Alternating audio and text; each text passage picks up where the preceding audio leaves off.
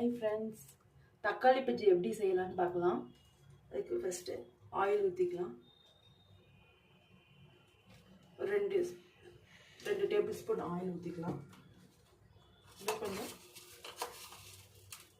கடுகு உளுத்தம் பருப்பு,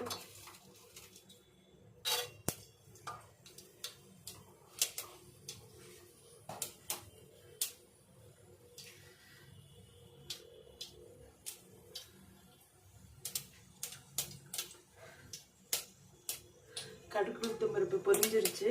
கறிவேப்பிலை இருந்தால் போட்டுக்குங்க. என்கிட்ட கறிவேப்பிலை இல்லை, அதனால நான் அடுத்தது வெங்காயத்தை போடுறேன்.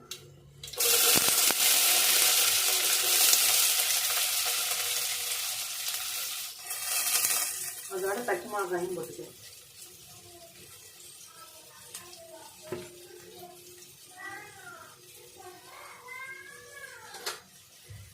நல்லா வதக்கிக்கணும்.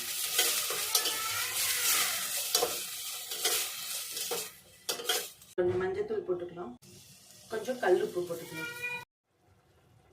நம்ம மூடி போட்டு ஒரு 10 மினிட்ஸ் இது பண்ணால் அந்த தக்காளியில் இருக்கிற தண்ணியே நல்லா வெந்து வந்துடும். அதுக்கப்புறம் நம்ம ஒரு மத்தை வச்சு கடைஞ்சா தக்காளி பஜ்ஜி ரெடி ஆயிரும்.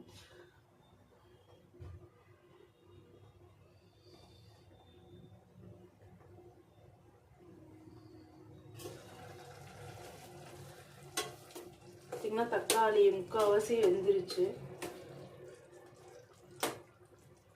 ஒரு 5 நிமிஷத்துக்கு ஒரு 10 மினிட்ஸ்க்குள்ள இதாயிரும். ஒரு 5 மினிட்ஸ் கழிச்சு நம்ம ஓப்பன் பண்ணி மறுபடியும் மூடி வச்சிடலாம். ஏன்னா அடி பிடிச்சிரும் தண்ணி கம்மியாயிடுச்சுன்னா.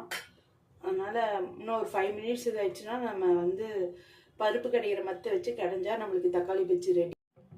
நல்லா வெந்துருச்சு. இது மத்து கடையிற இதை வச்சு நம்ம நல்லா மசிச்சுக்கலாம்.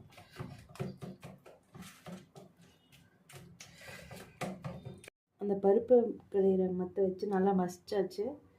பாருங்கள், நம்ம 15 to 20 மினிட்ஸ்க்குள்ளே தக்காளி பஜ்ஜி ரெடி. சூடாக இட்லி தோசைக்கெலாம் வச்சு சாப்பிட்லாம், நல்லாயிருக்கும். நீங்களும் ட்ரை பண்ணி பாருங்கள். Bye, thank you.